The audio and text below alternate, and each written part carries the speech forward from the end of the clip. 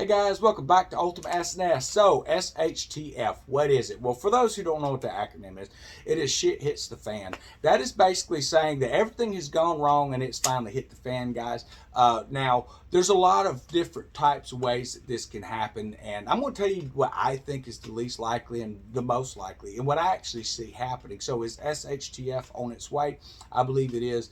I don't believe it's going to be in the form most people think. Most people think it's going to be some kind of a war that breaks out here in America. Why? Well, because we're Americans, and that's what people are worried about. But what they're really missing, and they're not really seeing, is what's actually happening. So, one, we're seeing the collapse of this economy here in America. We're also seeing we're setting into a recession now.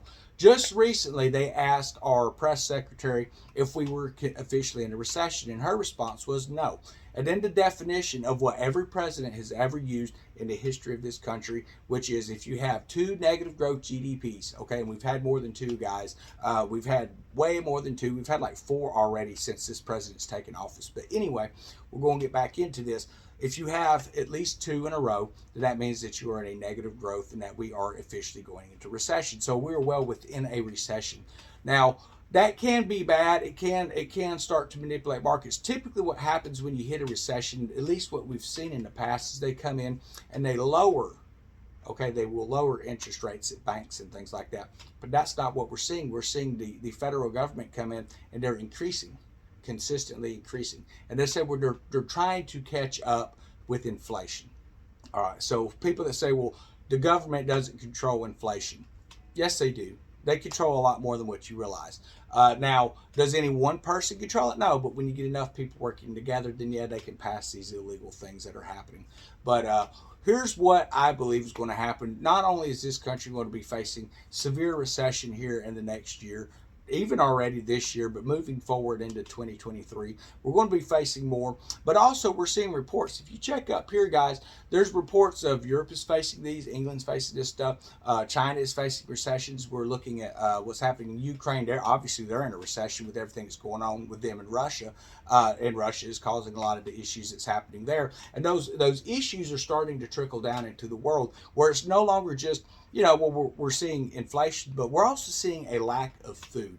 Now, depending on who you ask, if you go and you ask a reporter that reports for, the Democratic Party, they're going to say, no, there's no food shortage. And that's typically what you're going to see if you Google it. Now, if you go to DuckDuckGo, you might get some different answers. But what I encourage you to do is go to the UN.org. I encourage you to go to whitehouse.gov. I encourage you to go to the World Food Organization, man. You need to go to their websites and you need to look at what's happening. They are saying we are on our way to a dramatic famine event around the world, guys, because the food processing facilities and stuff, they're still up and running, but they're not running as much because there's not as much food coming in. Your large farms, I'm not talking about your little garden out in the backyard that you can use your chicken manure to fertilize. I'm talking about your large farms that require a lot of that potash, a lot of these different types of materials and fertilizers to use. They are really suffering. If you go to the farmer's market, you're going to find some food, but it's nothing like it used to be. And those are local farmers. Those are not even your really large farms a lot of times. So you need to be paying attention to what's happening. When you walk in the store, I go into the grocery store, I can look and I see the pricing of everything is going through the roof. Okay, so obviously there's inflation, but not just that, the availability of the selection. Let's look at just from a selection standpoint. Selections just aren't there like they used to be. So obviously there's some food scarcity going on. But when you start looking what selections are there, and then there's less supply as well, so the food supply is down as well. Now they can come in and say, well, what's happening is we just don't have the truck drivers we used to have. The fact is, there is no shortage of truck drivers in America. There is a shortage of people who are willing to go into debt to move a load from one area to the next and have to pull money out of their own pocket and not get paid anything for it. And that is because of this administration, when he first came into office and he signed executive orders that crippled the domestic fuel production in this country. You can disagree with that if you want. It's a fact. Go to whitehouse.org. Look at his executive orders he has signed. That's what's happening, guys. That's why we're seeing a lot of these issues that we're seeing. So what can you do to help, better your circumstances? All of this stuff is going on. Well, understand this, when you start having global recessions, and again, guys, global recessions is coming. That's already happening now. It's being reported. It's not being reported by our press secretary. But I don't understand why anybody would expect to get an honest answer out of her. She doesn't even know the actual definition of a woman. It's been asked, she didn't know. Okay, so I think it's important that we realize that this woman, either one, she doesn't know what the heck she's doing, which is a pretty good aspect, I think, is what's really going on. Or two, she's just not going to say. She'll be asked a direct question, which is basically yes or no. And instead of answering the question, she'll go around and she will deter away from that question as far as she can. And people accept that from our press secretary. So that tells you that there's something going on in our government where these people are now, they represent the country. They're said they're going to run the most transparent, presidency that you've ever seen. It's not what's happening. Now, when you're looking what's happening in the world and things that are transparent, it's not because of their willingness to make it transparent, because the facts are coming out and they can't hide facts. You can't hide truth. You can lie all you want. Eventually, the truth will come out, just like the truth of Hunter Biden's laptop has come out, just like the truth that Joe Biden gets 10% off every deal that he does with China and Ukraine and even Russia, guys. Now, why would you cripple this nation's fuel and then turn around and then buy fuel from Russia? Well, because it was already set up where all of this stuff comes in together. So and he gets his 10%. But I think the most important thing to remember is I don't think that there's going to be a nuclear attack. I don't see an EMP. Now, not as an opening salvo, because I don't see anybody coming straight at America yet. But what I do see is the economic collapse that is happening globally right now, the recessions that are happening globally. And anytime you start looking at that, the best way to pull your country out of a recession, especially a global recession, is to go to war. You go and you get what you need, you get what you want. And that's what we see happen throughout history, not just World War I, World War II, but all the way back. If there was a need and this country was suffering, they would build a military, they would go take what they wanted. And that has not changed in this world today. So is that what's going to happen? Well, I expect that we're going to see the recession, global recession, go even worse than what it is.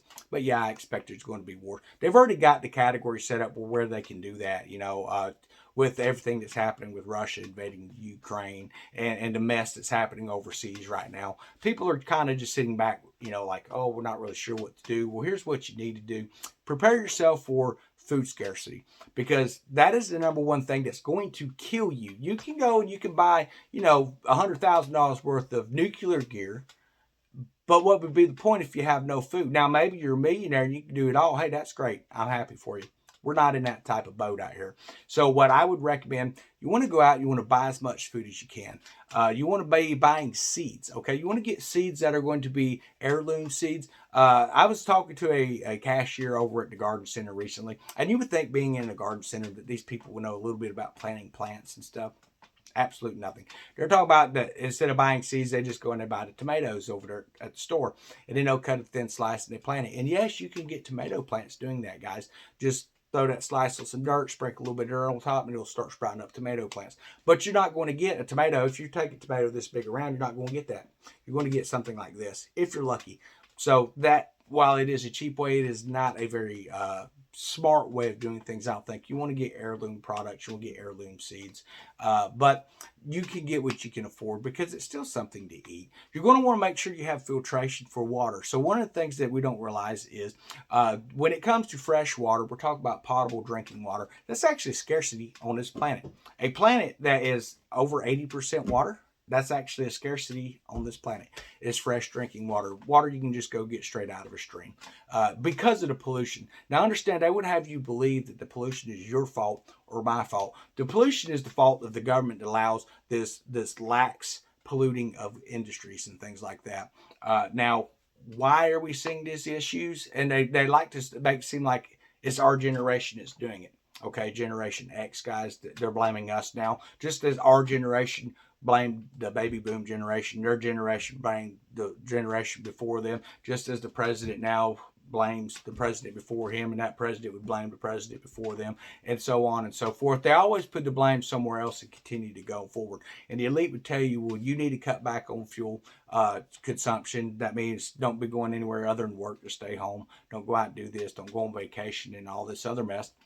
But do they actually do that? No, we see them jump into private jets with their fleets of cars, taking them to where they want to go. They jump in a private jet and they fly around because they decided, you know what, maybe I want to eat something in Paris today. Rather than just go to an Italian restaurant nearby, they go, we're going to go get some authentic Italian food, and they fly over there. Or they're taking and they're saying, like Nancy Pelosi did just recently. She goes, I've got to go over here and I've got to go deal with this stuff over here in another country. So what does she do? Well, she goes, well, I'll bring my son with me. Now, has he been sworn in to be in those planes? Does he have any kind of top secret or anything like that? He's nothing in the government at all. But she decides she's going to take her family to go there. She's not the president of the United States. She doesn't get to just decide, I want to take my family. She goes, well, traditionally we've been able to take our spouses and stuff like that. No, not traditionally. If you're there on actual government business, then you go and you deal with your stuff. But what gets me is they each have their own private plane. Now, how many people in California have their private planes that are in government positions? Every single one of them. Do they really need that many, or could they actually have just one or two, and then they actually share a plane to get out to DC or wherever they're going? That would be a little more responsible, I think. But personally, with the internet the way it is, they tell you, well, you can just do your business over the computer, get you a camera set up and do it remotely. But they're not going to do that. They like to fly around in their jets, just like when Nancy Pelosi passed all of her stuff and you can't go to hair salons and all that. Then she makes her hair salon stylist open up and she'd walk around without her mask, staggering around and all this other mess. But nobody else could get their hair done. But it was okay for her because, understand, we're here, they're here. They have no laws that govern them, apparently. You want proof of that? Well, look at what happened with Hillary Clinton. She has had to pay nothing for the crimes that she's committed when she was in office. Hey, Bill Clinton, the same thing. He gets caught up there lying under oath. That it wasn't because he had an affair. It was because he lied about that affair under oath. What happened to him? Nothing. Did they kick him out of office? Nope. They didn't do anything to him. He lied under oath. If you were in a courtroom and you lied under oath, what would happen to you? They'd stuff you in a hole. That's exactly what would happen. So don't tell me that laws are equal for everybody. Everyone likes to say that we are in a democracy. That is not how a democracy works. We're actually supposed to be a constitutional republic, and a constitutional republic doesn't work that way either. But what we're seeing is we're seeing more of your aristocracies coming back to life, where they can do what they want, but you have your laws to keep you suppressed, but they can do whatever they want. The elites of the world can. And then these people that are walking around and have absolutely no frame of what the real world actually is for actual people living under this type of oppression that's happening. And believe me, we are being oppressed. We are not a free nation, guys. If you think you're a free nation, then you're not paying attention. You're seeing what they can do, but if you do some of that stuff, you're going to jail. Well, that's not a free nation. That is an oppressed society at that point. We are seeing, if you want to have a job in some certain sectors, you still got to go get this. Don't believe me? Okay, well, recently some family members of mine moved out to Oklahoma in order to get the job that paid the best money. They went ahead and said, well, I got to provide for my family. They went and they got the shots. That's what it comes down to. If you want to make the big bucks, you follow the narrative. If you don't follow the narrative, you're not going anywhere in life today. It doesn't matter that you may be more, equipped to do that job. You have a higher education level. Are you willing to follow the narrative? Just like when I was a kid growing up, I never worked fast food. It wasn't my thing. But I worked odd jobs. I worked at different stores. And you start off at minimum wage, but that is an entry-level position. These people that are coming into entry-level positions, they don't want to move up to gain more responsibility, but they feel that they should be making $16 an hour to fry fries, sweep a floor, flip a hamburger or whatever, but they don't have any actual responsibility to the manager who's been there for 10 or 15 years and finally made it to 14 or 15 bucks an hour. Like, well, why would we pay you that much? Well, I need a living wage. Then maybe you should apply yourself in life and get a living wage job and actually do a living wage worth of work. That's my reality of it, guys. But you can look at this video as just tired of the narrative that's happening. I don't advise you to go out and go buy a bunch of nuclear gear, guys. Honestly, I don't think it's going to happen. And even if it does, it's not going to buy you much time. It's really not. It's just ridiculous. But what you need to do is you need to get stockpiled on your food. You need to get stockpiled on your supplies, because we know the recession is here. We've seen it with our own eyes. We see the reports that are coming in. Stop listening to Curly Fry Head up there. I don't know what's up with that hair, perm maybe, I don't know. But anyway, it's half bleached out and stuff. I don't know. But she lies every time she opens her mouth. She says, oh no, well, we're not technically in a recession. But I think it's interesting because I believe it was Peter Ducey, or however you pronounce the name, Dookie, maybe, I don't know. He was the one that asked him the question. He goes, no, we're not in a recession. He goes, well, the definition of recession that's been given by every president, we're talking about George Bush, Bill Clinton, and so on, was if you get 2 negative growths in your GDP, then you are entering into a recession. We've had more than that. So we are in a recession, are we not? And her response, no, we're not. Because they're going to change the definition, just as Fauci changed the definition. COVID stuff because they wanted to know if it was created in a lab. And he's like, no, it wasn't because we changed the definition of that. Well, isn't that freaking convenient? But it turns out that COVID was actually something that was done by gain of function. He wants to change the research of what gain of function means. It was gain of function research that he was sending funds to. And it turns out that he's actually getting kickbacks from a lot of these countries that they're sending money to. And when he's asked about that, this guy feels he's above the law. He doesn't answer in a Senate hearing. That should tell you there's something seriously wrong in this country. And if you're not getting prepared when it all comes to a head, you're the ones that's going to suffer. We are the ones that's going to suffer. So prepare your life in the best way that you can, guys. Maybe you don't have a lot of money. Hey, I know what you're saying. What you have to do, you have to first step out in faith and trust that God is going to help you get situated the best way that is going to be happening. But you need to understand this too. You're not going to be able to just sit, because eventually we already see the narrative building into this, which is where they're calling believers in Christ as extremists. They're comparing us to Al Qaeda, even though we're not the ones out in the streets burning down the streets and attacking people. That is the liberals doing that. But they're putting their actions, which are extreme actions and terrorist type actions, domestic terrorism, that's their actions, and they're trying to say that we're the domestic terrorists is what it's coming to. So they will be coming for believers before too long. So most important forefront, keep your faith in the Lord, because chances are you're going to die for that faith. In the meantime, get back as much food as you can and trust the Lord is going to provide. Everyone have a wonderful day.